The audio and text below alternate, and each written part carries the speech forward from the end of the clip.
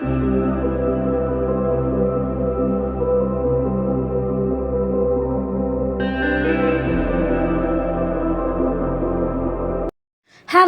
Everyone. तो आज हम लोग इस वीडियो के माध्यम से हिंदी व्याकरण का एक भाग समास इसे पढ़ने वाले हैं।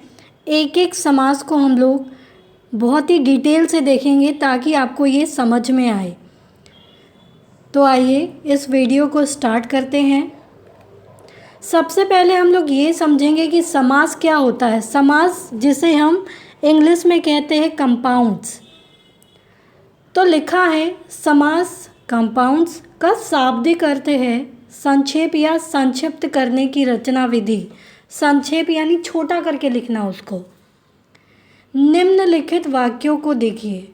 राजा का कुमार सख्त बीमार है। राजा का कुमार जिसे हम लिख सकते हैं राजकुमार।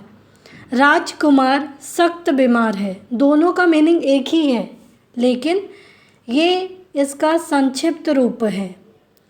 उपर्युक्त वाक्यों में हम देख रहे हैं कि राजा का कुमार का संक्षिप्त रूप राजकुमार हो गया है, अर्थात दो या अधिक शब्दों का अपने विभक्ति चिन्हों अर्थात कर्ता ने, पर, में, का, के, की, इस तरीके से विभक्ति चिन्हों अथवा अन्य प्रत्ययों को छोड़कर आपस में मिल जाना ही समास कहलाता है। समास अगर हम शॉर्ट रूप में याद करें आप तो समास का अर्थ होता है संक्षिप्त रूप या संक्षिप्त करने की रचना विधि। तात्पर्य यह है कि समास में कम से कम दो पदों का योग होता है, अर्थात यहाँ जैसे आप देखेंगे राजकुमार लिखा है तो राजा का कुमार अर्थात राजा और कुमार जिसमें ये विभक्ति चिन्ह का लोप हो गया है। जब वे दो या अनेक पद एक हो जाते हैं तब समास होता है। जैसे ये राजा का कुमार, ये अभी समास नहीं है। जैसे ये दोनों मिल गए ये समास शब्द हो गया। समास होने के पूर्व पदों के रूप को बिखरे रूप को समास विग्रह करते हैं, अर्थात ये राजकुमार जब हम इसे विग्रह किए तोड़े राजा का कुमार तो ये क्या कहलाया? समास विग्रह, तोड़ना उसे। और समास होने के बाद बने संक्षिप्त रूप को समस्त पद या सामसिक पद कहते हैं। सामासिक पद तो ये समास विग्रह कहलाया और ये सामासिक पद या समस्त पद कहलाया। तो समस्त पद और समास विग्रह में कंफ्यूज नहीं होना है। ऊपर दिए गए उदाहरणों में राजा का कुमार समास विग्रह है और राजकुमार को हम समस्त पद कहेंगे। अब समास के भेद कितने होते हैं? तो हिंदी में समास के मुख्य 6 भेद माने गए हैं, जिसमें पहला है अव्ययी भाव समास, कर्मधारय समास, द्विगु समास, द्वंद्व समास, तत्पुरुष समास और बहुव्रीहि समास। इसमें से आज हम लोग इसका भेद, पहला वाला भेद पढ़ेंगे अव्ययी भाव समास। ये क्या होता है, इसके क्या उदाहरण हैं? तो अव्ययी भाव समास, अव्यय शब्द से आप अवगत होंगे जिसे हम अविकारी शब्द भी कहते हैं। अव्यय ऐसे शब्द होते हैं जो किसी भी लिंग, वचन या काल में इनका प्रयोग कभी भी बदलता नहीं है। जिस तरीके से ये एक ही रूप में इनका प्रयोग होता है ये बदलते नहीं हैं। ये जो शब्द होते हैं वो कभी बदलते नहीं हैं। उदाहरण में देखेंगे, लिखा जिस समास में पहला पद प्रधान हो तथा वह शब्द अव्यय हो और सामासिक शब्द का क्रिया विशेषण के समान उपयोग हो उसे हम अव्ययी भाव समास कहेंगे।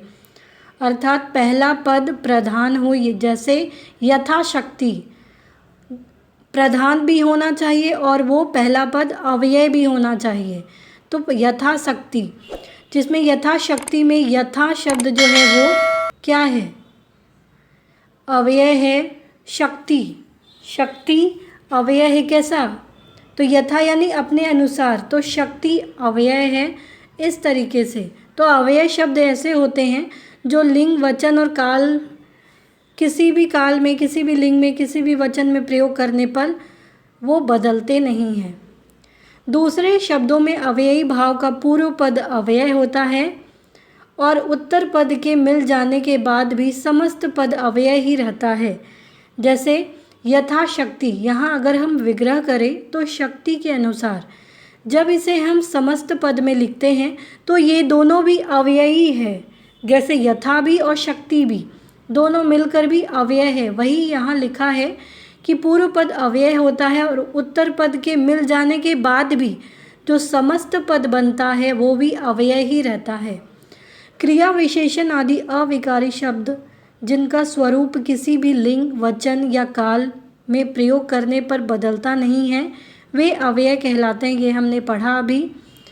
तो किसी भी लिंग में, किसी भी वचन में, किसी भी काल में जिसका प्रयोग किया जाता है और ऐसे शब्द जो कभी बदलते नहीं हैं, चाहे उसका स्त्रीलिंग में, पुल्लिंग में प्रयोग करें, वचन में एक वचन, बहुवचन में प्रयोग करें या फिर काल में, वर्तमान काल, भविष्य काल, भूतकाल, इन सभी में किसी में भी प्रयोग करें तो वो बदलता नहीं है, तो वो कहलाता है अव्यय। इन व्याख्याओं के संदर्भ में निम्नलिखित वाक्यों को पढ़कर समझिए। वह यथाशक्ति प्रयत्न करेगा। यथाशक्ति ये अव्यय है, तो ये अव्ययी भाव समास हुआ।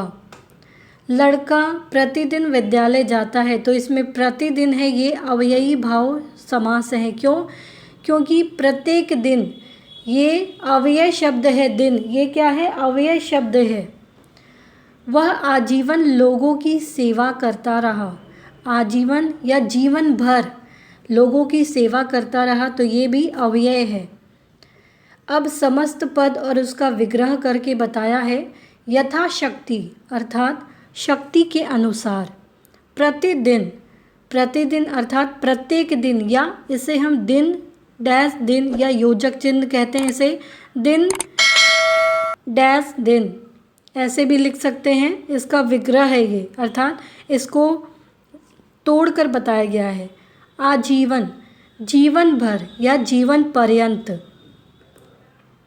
कुछ और उदाहरण दिए गए हैं, जैसे यथा विधि, विधि के अनुसार, यथामति, मति के अनुसार। ये सारे अव्यय शब्द हैं। यथा शीघ्र, जितना शीघ्र हो। यथोचित, जो उचित हो। आमरण, मरण तक।